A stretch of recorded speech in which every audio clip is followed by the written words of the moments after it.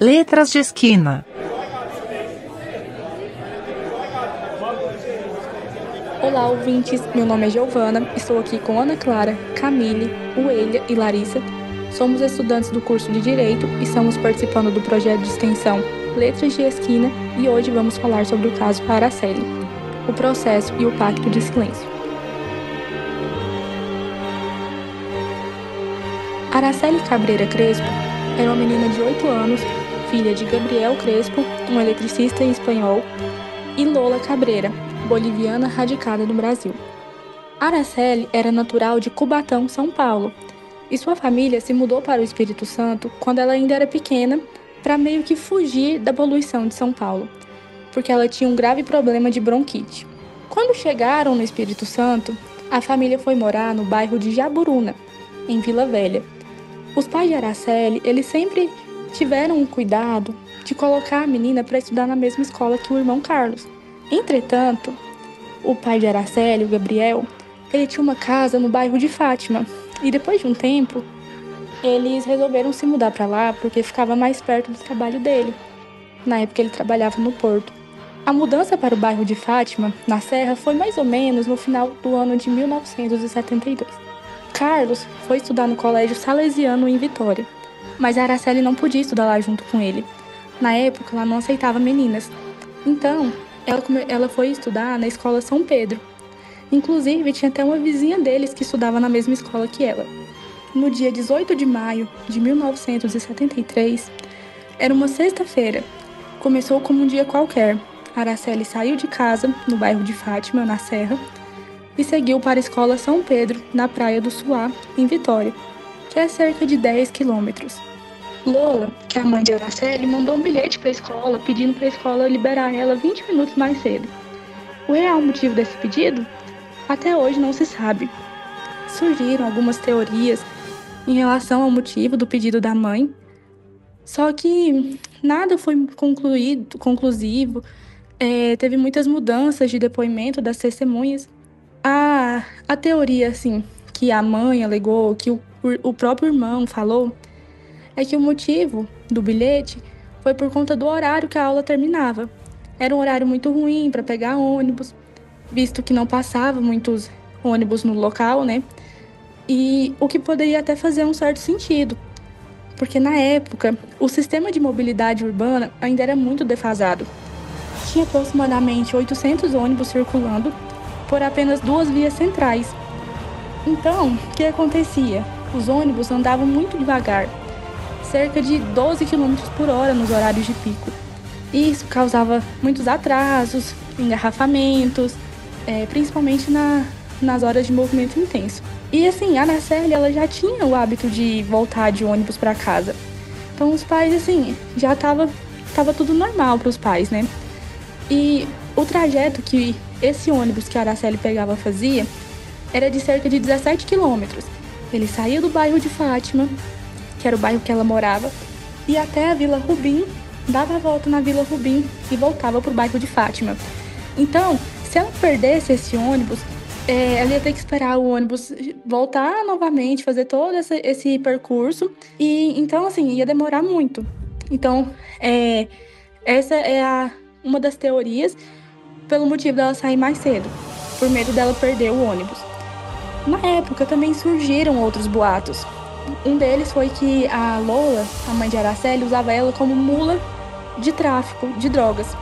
E aí falaram que ela tinha pedido para a filha sair mais cedo, porque ela ia fazer uma entrega de um envelope que supostamente tinha drogas.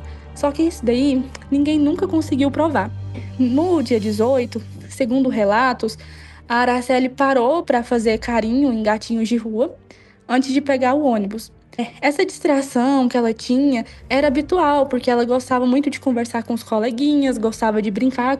Então, quando ela saiu da escola, ela chegou a ser vista por um adolescente em um bar entre o cruzamento das avenidas Ferreira Coelho e César Ilau, em Vitória. E nesse cruzamento ele ficava a poucos minutos da escola onde ela estudava. E a testemunha disse à polícia que na época ela não tinha entrado no ônibus e que ela ficou brincando com o gato lá no bar. E esse foi o último relato de alguém que viu a Araceli com vida. Os pais da Araceli foram sentir falta dela quando seu irmão, o Carlos, chegou em casa. E aí eles perguntaram por que a Araceli não tinha chegado com ele, e ele falou que não tinha visto ela no ônibus. Então o pai dela foi de casa até a escola, fez todo o percurso achando que ela tinha ido a pé. O pai e a mãe foi até a escola, só que não encontraram nada. E as buscas foram iniciadas ali na mesma noite pelos seus pais. Como foi dito, né, ele refez o trajeto da escola para ver se ela foi embora a pé, foram ver se ela estava na escola, mas o corpo só foi encontrado 6 dias depois, no dia 24 de maio, nos fundos do Hospital Infantil de Vitória.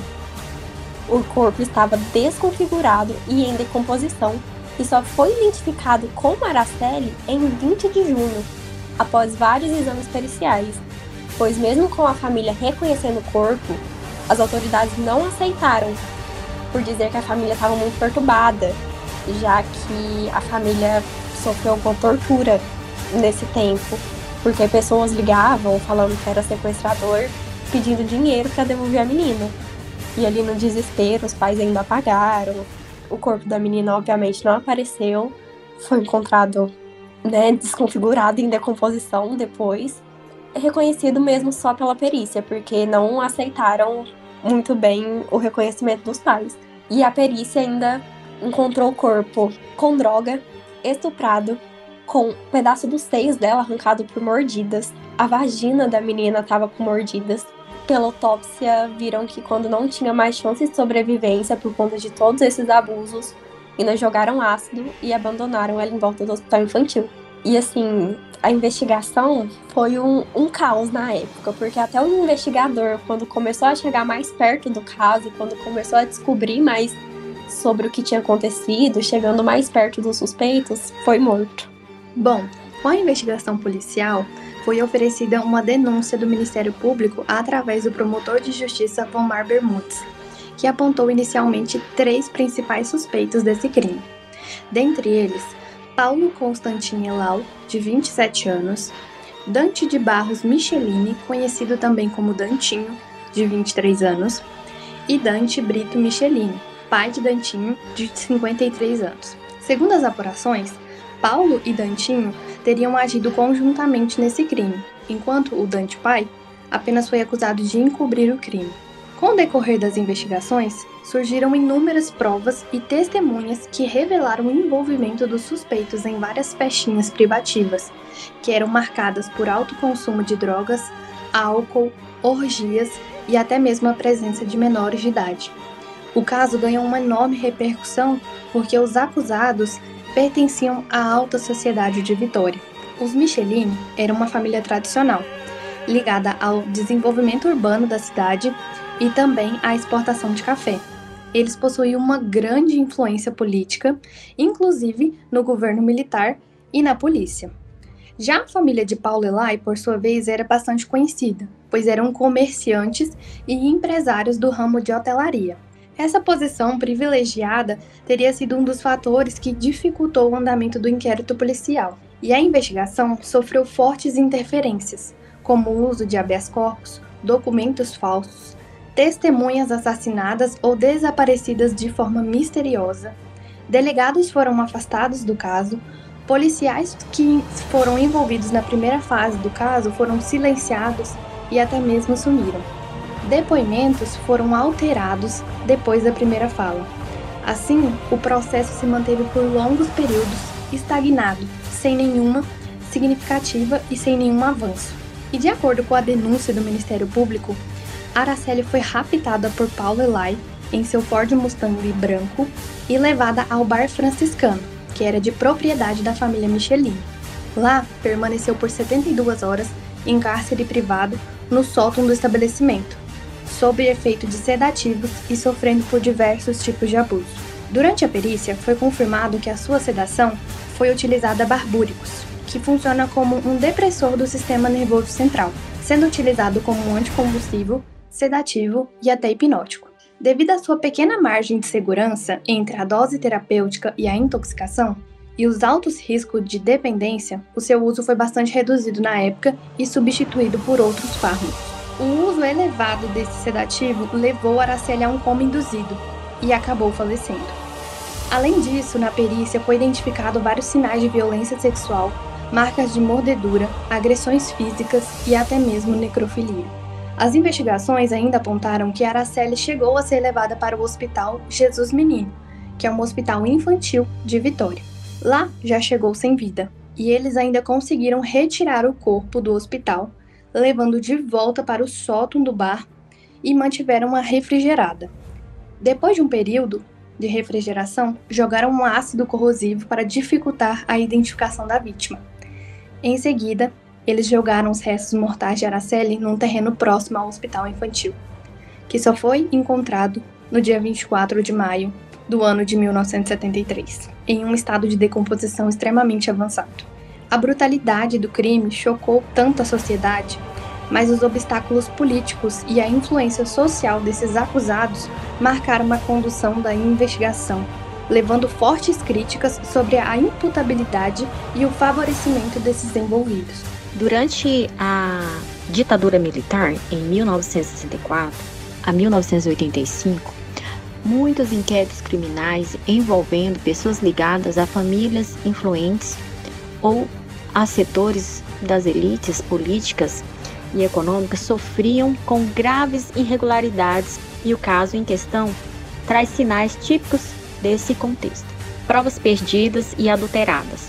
O desaparecimento de evidências como fotografias de cena do crime e de documentos periciais não era apenas uma falha técnica, mas uma prática recorrente em investigações de crimes considerados inconvenientes para as elites ou para o crime militar. O controle das informações oficiais permitia que o Estado manipulasse os registros, dificultando o trabalho dos investigadores honestos e principalmente do comprometimento e a transparência perante a sociedade. Testemunhas silenciadas.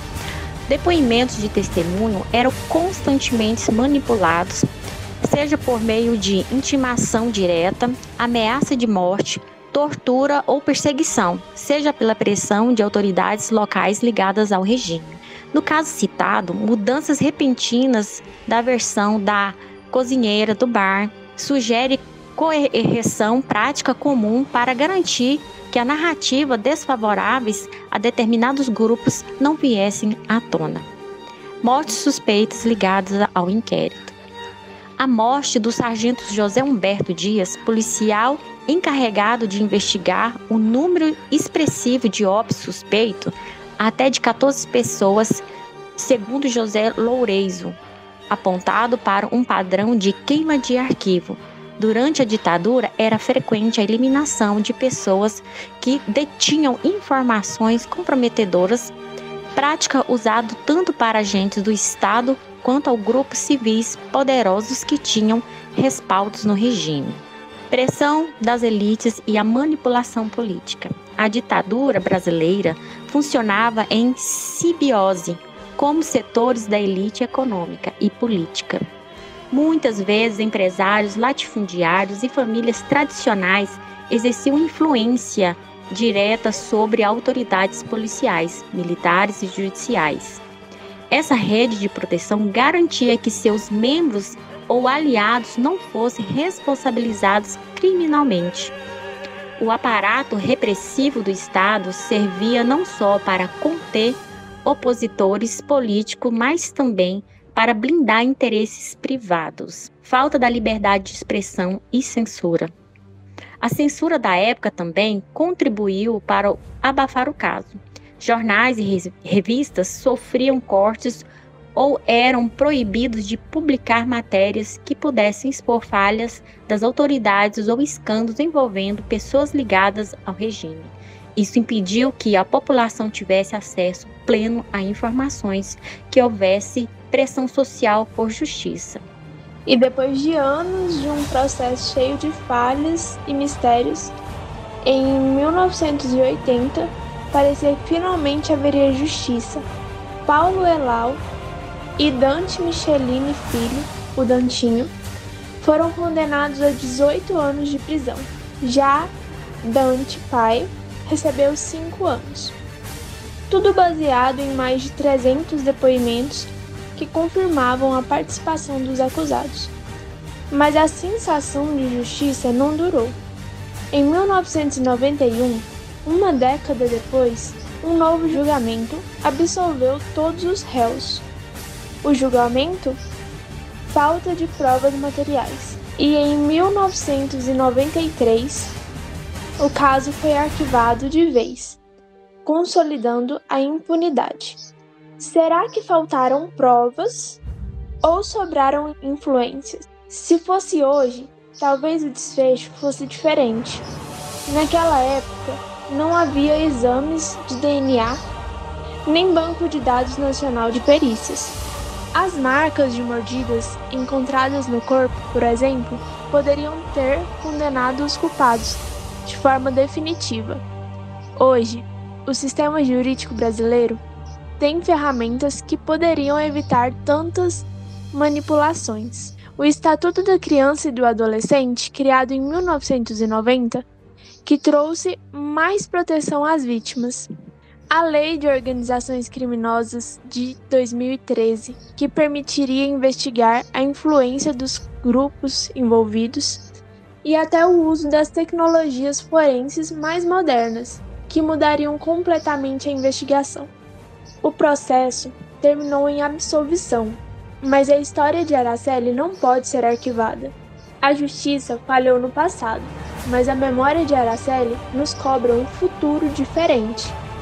E foi por causa desse caso que 18 de maio se tornou o Dia Nacional de Combate ao Abuso e Exploração Sexual de Crianças e Adolescentes. Uma lembrança dolorosa de que, ainda hoje, a maioria dos casos de abuso do Brasil sequer chega às autoridades. No dia 18 de maio, não é só uma data, é um alerta para todo o Brasil.